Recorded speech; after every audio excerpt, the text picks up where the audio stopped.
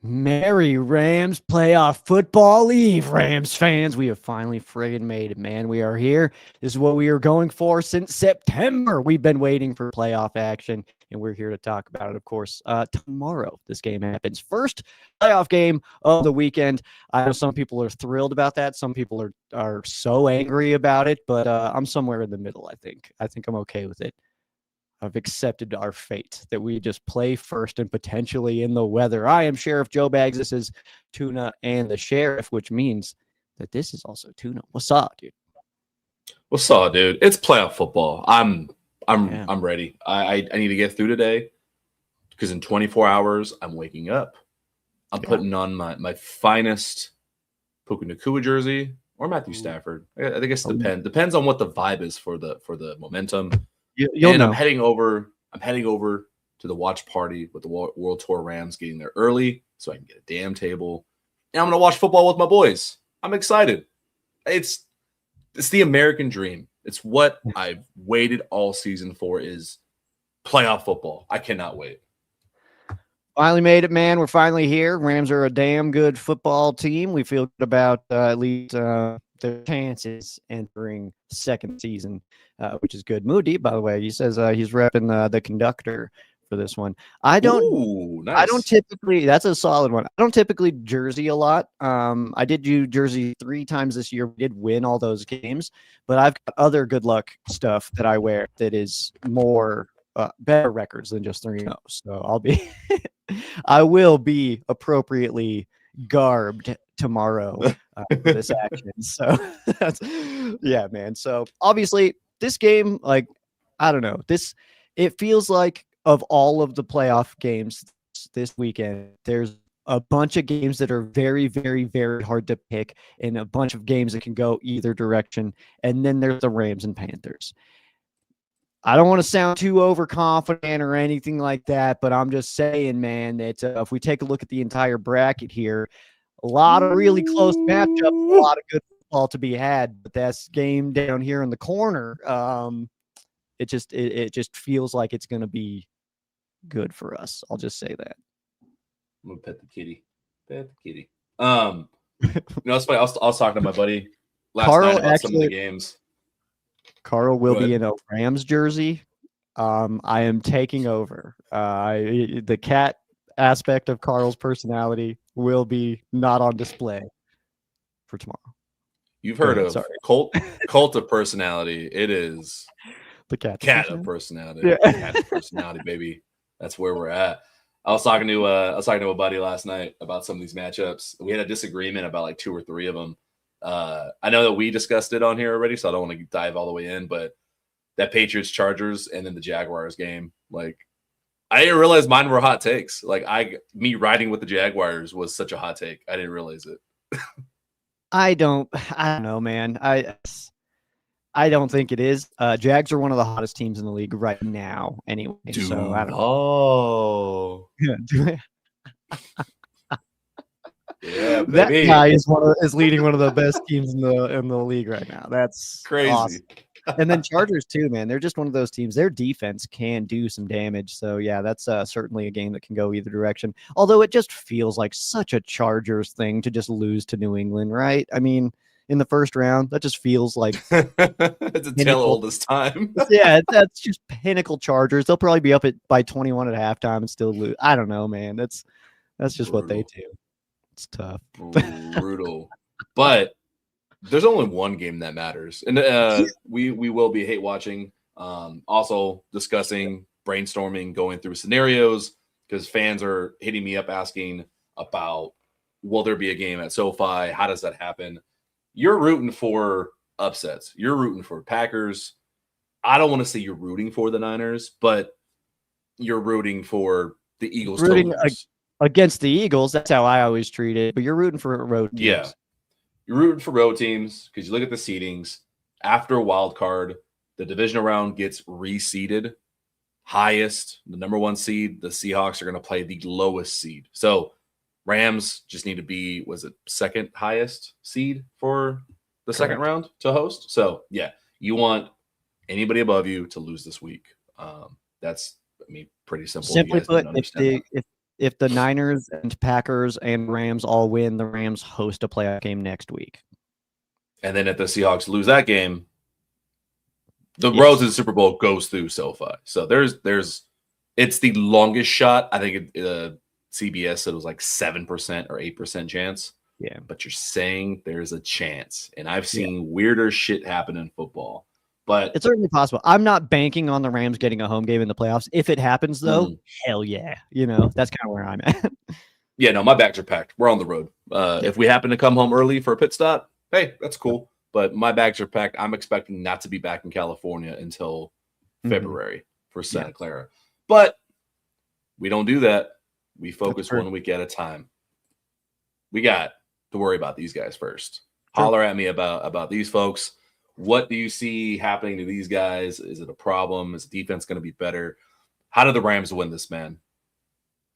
Yeah, rewatching that game from week 13, I rewatched it again last night, and it's just kind of one of those things where it seems, again, like we talked about it, as like it seemed like every time Hubbard had the ball, I mean, even after contact, he was still picking up another 4 yards, and those felt like good defensive plays from the Rams, considering how that game was going all day.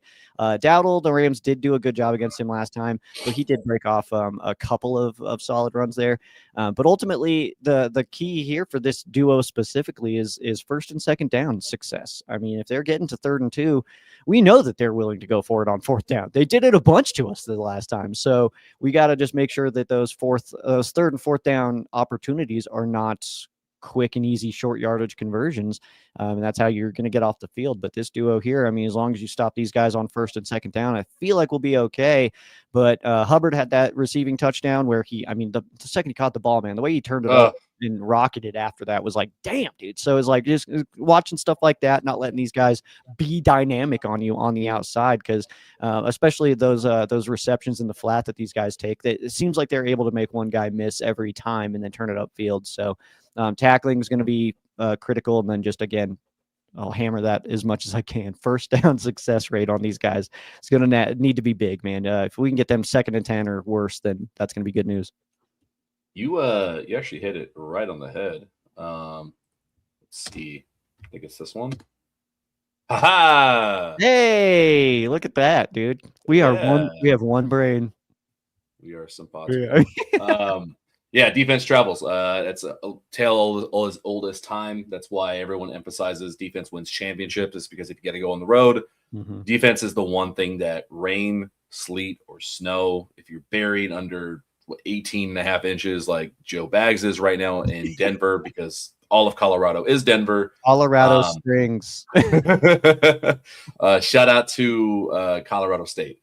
They're in Colorado Springs, right? No? I was close. We have Air Force in Colorado Springs. The Air Force. That's what it is. That's what it is. Yeah. Some of the sickest uniforms in football. No, you hit it right on the head. 1st down success. I lost track of the number of what they were, but it wasn't just passing. Like, they were running on 1st down in week 13, picking up 5 yards, 4 yards, and then that puts them in 2nd and 5, 2nd and 6, and then they're going to run it again, pick up another 4 yards. Now you're in 3rd and 2, 3rd and 1. And then what do you do in that situation? You fucking run it again. And then on 3 separate occasions, when the Rams did stop them, when it was 4th and 1, what did they do? They took shots. So I'm not worried about the middle of the game, the core, like the majority of plays, like the 80-90% of plays that happen for the defense. It's the outliers. It's the short yardage that gotta have it. Like, man, getting this 1 yard is a difference between a 3 and out and then us maybe going on a 10-play drive against the Rams defense, versus you did get stopped and then they get a big explosive to give them hope, because both of those give a worse team hope. And I won't go on that rant again, but you just don't want to give this team hope. Like, stamp it out early. Absolutely, you're right, man. And they were 3 for 3 on 4th down conversions last time. One of them was a run, and then of course those two touchdowns. I mean, yeah, that's I mean, it's absolutely huge for that one. I don't know, man. My brain keeps going back to like the fact that, like, I don't want to ever say anybody on any kind of game or anything like that, but do we think that there's the possibility of 2 fourth down touchdowns, a third down touchdown, and a pick six as they're scoring again. Like, I don't think that we can kind of relate. I don't know, man. But Quentin Lake, the guy you have on screen right now, Gary says it in the commentary, and he's going to be balling. And I think that he missing in that game was huge for not only the run defense, but also some of those deeper balls that we saw. Tet had that touchdown. That was his first catch of the game, and it came pretty late, but yeah, that pesky mistake there at the end, man. Rams had a shot there at the end, and that fumble happened, man. That was like so frustrating. I'm just like kind of reliving the game. Sorry, I'm sorry. It's just I'm having flashbacks of it right now. So, and it's funny. Like, this is why I do love hosting this with you, is because we tend to think like the same like path. You mentioned the Chuba Hubbard screen touchdown. Yeah, that like there's a reason why I picked Quentin Lake, because in my when that play happened, all I'm thinking is that is exactly when they missed Quentin Lake, because that's his area of the field. It was in the flat. You need a safety to, one, read it out, and then two, either work through a block and take a better angle. That's why Quentin Lake got paid, because he's been doing it all season. Like, you can create a film cut up of him working through blocks and stopping plays at the line of scrimmage. That's incredibly what they missed. And watching your favorite show, Between the Horns, and some of the pressers this week from players, especially Quentin Lake, they all emphasize tackling. So I think this team has a tendency to kind of like spoil what they've been talking about behind the scenes, like inherently, because they'll say things like without being asked, and like they'll all say it. Tackling has been an emphasis because yards after catch has gone up since Lake's been out, and so I think we'll expect a better tackling game. And good morning, everyone. Yeah, I love this. We're all ready. We're up and early, baby. Yeah, man. I think everybody's just fired up right now, man. Everybody's just ready for some playoff action, man. But I think you're absolutely right when it comes to Lake and everything, man. I said it on Ram Showcase this week. That it's like Rams saw him out and saw how we were playing without Quentin Lake, and it was like, nah, just go ahead and extend him. Like, we extended him before he was even activated again. It's like, we don't care how he comes back. We need him. We need him for a long time. Okay. So I picture no shots at anybody that's on the team, but no, I picture after every game, regardless if it was a win or loss, seeing how the defense did, the next morning, Lake is just sitting at Les Snead's desk waiting, like, well, clicking a pen. Well, do I need this, or do I just what do I? My pen, your pen? Which who do we? Yeah, what do we? Yeah, him, me, him. This one clicks. Yeah, you're just sitting over there like. Not the Roxbury reference. No, nothing. Oh, nothing. Oh, dude, it's been too long. Him, me, him. Yeah. Damn it, man! I missed that one. That's a good one. Another. You know what else is a good one? The offense. Offense, but is pretty good. Offense is very good. Top scoring in the league. It's been unprecedented in a lot of ways. But I'm like, who said it here in the chat? I think it was Muad'Dib. Fuck, man. What am I looking for? Something about Stafford being inevitable. Yeah. I ain't scared. I'm not worried about the pass game. Like, I expect if Stafford could come out, play one, and throw an interception, I'm still not worried, because that's our joke, is you're going to get one a game. Yeah. Well, that's out the way. It's also, again, and I want to just like only talk about the game that happened in week 13, because that doesn't ultimately factor in. You know what I mean? Like, it did happen this year, and so like that's recent, but it doesn't actually. Nothing. They don't start with 3 points because they beat us by 3. You know what I mean? So that Puka catch was coming down pretty good. So I mentioned that yesterday, that like, I mean, some of his most crazy catches last year in Philadelphia, this year in Carolina, like stuff like that, is like season versus Baltimore. Yeah, some of those craziest catches have been there. So I don't know, man. It's like, I know people are talking about that, and I know it's a real thing that weather does impact the games, but I feel like if there's any team in the NFL that's like, well, you know, it's like as a pass that goes, because I know there's a bunch of teams that are run heavy and stuff like that that can adjust properly. But I feel like for us, it's like, I don't know, man. It's going to be wet for everybody. It works both ways, and especially if you have a really healthy Puna Ford for the Rams, like on the Rams defensive side. Have you ever tried like moving something. You ever try like pushing a car when the road is wet? Like Yeah. it's just not gonna fucking move. Like you're gonna slip everywhere. That's what's gonna happen to them too. It works both ways. But this slide is not just about the week 13 game. This is about the last month of football.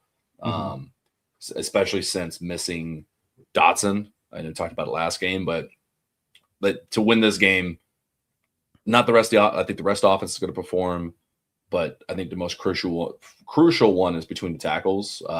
Alternatively, God, I can't talk this morning. You have to be able to have success on 3rd and 1, 4th and 1, whatever the short yardage situation is, and keep Stafford clean. You've been pretty good all year. Just don't, just keep the status quo. This tweet here at the bottom that I use from Josh Eels again, just for reference that, hey, they've struggled. It can't be that way in the playoffs. I think pretty straightforward, man. Just Avila, Dedich, Shelton, ball the fuck out. We have some criticisms of your technique. I'm coming up with fucking comparisons on the fly, bro. You think we script this? You think we plan ahead 10 minutes before? If this was planned, then yikes, dude. Like, we tried to do all this. We tried to reference Sniper Roxbury brother, I made these slides 20 minutes ago. I woke up 30 minutes ago. Yeah, man.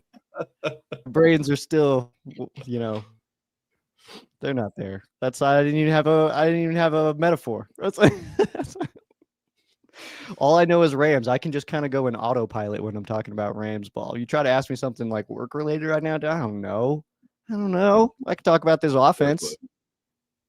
More slides for you. You know what? I can talk about how Davante Adams led the NFL in touchdown receptions this year and didn't get one in the final 5 games, meaning that his most recent touchdown reception was in Carolina. You like what I added? I love that, actually. That's very, very nice. He's Davante Adams. He is a superhero.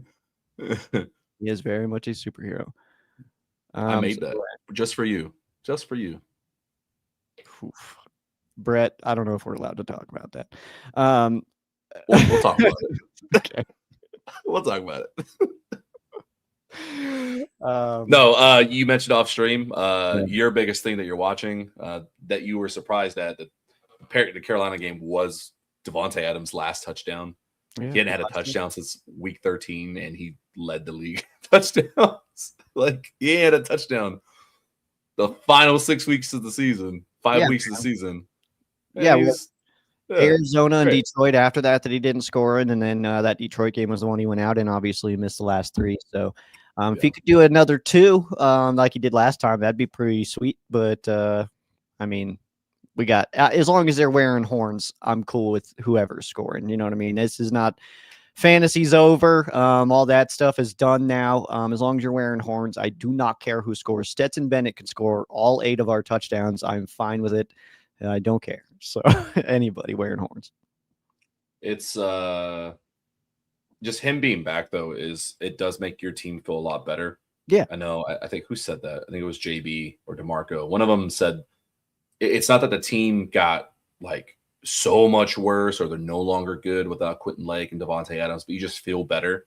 If you're Stafford, you feel better. If you're McVay, you feel better about your play calls. You're more confident, and then that spreads throughout the rest of the team. It's like, all right, cool. 3rd and 3, I got every option. Like, worst case scenario, I got Davante 1-on-1. I'm gonna probably get this. It's more than a 50-50 shot when you got Davante in certain situations, and it makes me feel better. Like, makes me feel so much better in any situation having Davante out there. And this is what they brought him for. Like, 9 months ago when we got the news that Davante was coming, from right here till February, this is why he's here. And we're going to see how it works out. Yep, he was brought in for 2 purposes. Help the Rams' red zone offense and help make a playoff push. And he did the first part very, very well. So well that he looked so good in the short yardage receiving game that the rest of the NFL fans were like, That's easy as hell. That's how good they are, man. At that, Dog. when you touch, they make it look so easy that people are like, "That's not even anything." And it's like, well, then why doesn't everybody do it, dude? Like, I don't know. It's weird to take that like that tush push argument of like, well, then why don't you do it? Like, but it's like it's true though. It's like that's not easy, man. They're just so good at it that you think it's easy because they're crushing your team. That's wild. That's wild that you're so good. Your connection is so good inside the 5 that they are equating. Yeah, mind you, throwing inside the 5 is like one of the hardest things to do to score in any league of football. Don't let online people who don't know football tell you otherwise. Mm-hmm. Stafford and Adams have done it so well. They're equating it to the fucking tush push. That's how good they've been. That is MVP worthy in my opinion. Otherwise, but hey, if Stafford loses MVP, it's because of It's Devontae's fault. Yeah, damn it, Devontae. You're just way too good in tight spaces, creating openings for Matthew Stafford to deliver you a sweet ball, man. Just too good. Too good at ball. Yeah, it's not fair. I hate that. It's like because it's like, well, if you're going to talk about Drake May's schedule, you can talk about Matthew Stafford's weapons. It's like, well, all right, whatever. We don't need to get into the MVP talk again. No. We're not doing that. What we can do for funsies before we finish out and give a prediction. Bring up that Brett comment. Bring that up. Okay. Bring that up. We're gonna do it. Which is funnier, Puka's concussions? Or not real. Or not real. Yeah. Or Hayes' mermaids are real. I'm going to say Puka because Hayes is not insane. I have a similar conspiracy theory about pigeons. So I'm going to have to say Puka's. Don't shake your fucking head. Don't do that. It's too early for this shit. First of all, you've never seen a baby pigeon in your life. I live in Colorado. It doesn't matter. You've never seen it online. No one in this chat seen one. I know you've never seen one. You know you've never seen one. So the answer is Puka's concussions aren't real. He needs to just don't tweet no more, Puka. I think birds are the only thing that are real. Anyway, the Puka concussion take was, I think it was out of context, and I have seen it. I did see him say it, but I feel like he was trying to be funny, and it did not work. And like it was one of those where it's like then they kind of was like, oh, does he actually think that? Because I think the comment of him saying like concussions aren't real, it's all in your head. I think that was a punchline. I do. And then for William Hayes, the reason that I think that's ridiculous is I think that he did that because of Hard Knocks, and I think he was just trying to be a silly guy. So I think that they are both. I don't think that either of them actually think that. So I don't know, man. My take is Puka, don't tweet until like February 14th. How about that? At least, please. No Twitter. Yeah. So take your phone and throw it into a river or something, man. Just get rid of that. No more, man. What Football. is that from where somebody's doing that and they keep tweeting and he's like, will you just throw your phone away? Oh yeah, it was in draft day when Vontae Mack is like, it was like, oh sorry Seattle or whatever. He's like, throw your phone, please, just get rid of it. Don't ever reference the worst football I will movie only ever reference draft. Okay, first of all, let me put my copy over here, Tuna. How dare you? That is the best football movie of all time, man. First of all, Friday Night Lights is the Sonny best Weaver football movie Jr. ever made. But I can't do Draft Day is so cringy. I can't do it. Love Draft Day. It's one of my favorite movies of all time. Okay, chat. We need you to instant nap time. Let's do predictions. Give me score predictions. Don't bring the kids in here. While we do our predictions, I need to know from the chat, is Draft Day good or bad? Just that. Not if it's better or worse than Friday Night Lights, because that's not the question. Is it good or bad? That's the same question of Matthew Stafford MVP. It's not is Drake May worthy or not. It's Matthew. Is Draft Day good or bad? Okay. Don't make the kids choose between mom and dad. Who do you want to stay with? Who do you want to stay with? Yeah, pick a side. Pick a side, chat. Give me your prediction. You bum. Give me your prediction. Draft Day is good. I hate you. You picked the one. Shut up. All right. Give me your prediction, Joe.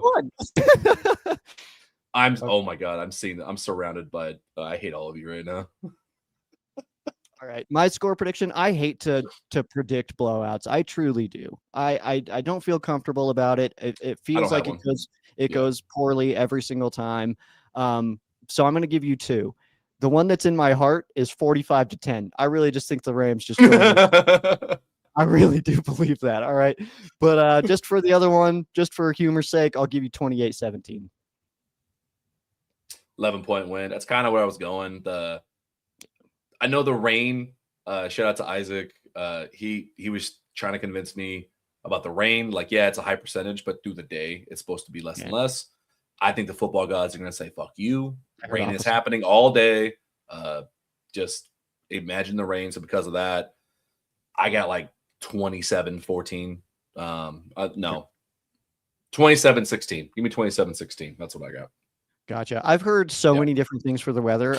I checked 3 different places yesterday. One of them said 80% chance of rain during the game. One said 20, and the other said 45. So I was like, oh, okay, we have no clue. Got it. No idea. Rain is fine. It's as long as it's not. I'm not even gonna say it. Nope, not doing it. Yep. Anyways, shut up. No. Moody, remember the Titans is phenomenal. Sunshine is like such a funny character. Like that was anybody who was when we got Nick Foles. Yeah, anyone with long blonde hair playing football, you are now sunshine. You are now sunshine.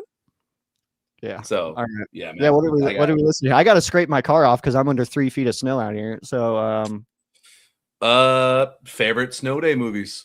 How about that? No, you know what? I think Moody said it last time. What? It's morning, bro. I gotta make some breakfast. Top breakfast foods. Top breakfast meals, foods. Yeah, let's do that. Okay, number 1 overall pick. If you argue with me, this is the last episode of Tuna and the Sheriff. It is biscuits and gravy. Number 1. Ooh. Number 1. Easy money. Oh, that's a Hall of Famer.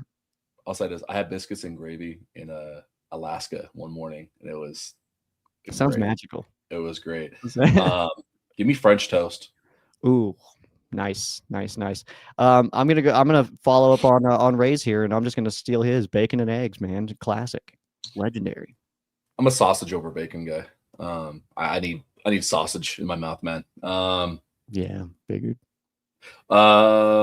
Give me the counterpart to French toast. Give me pancakes. Pancakes and syrup, maybe. Spanish something? I don't know. Okay, good pick. I do this thing where I take 2 chocolate chip waffles and I make that my bread, and then I put egg, bacon, and cheese in that, and I use that. Specifically chocolate chip waffles. That's the best. Okay, you know what? This is why we get along. Give me blueberry waffle as bread. Make a peanut butter banana sandwich.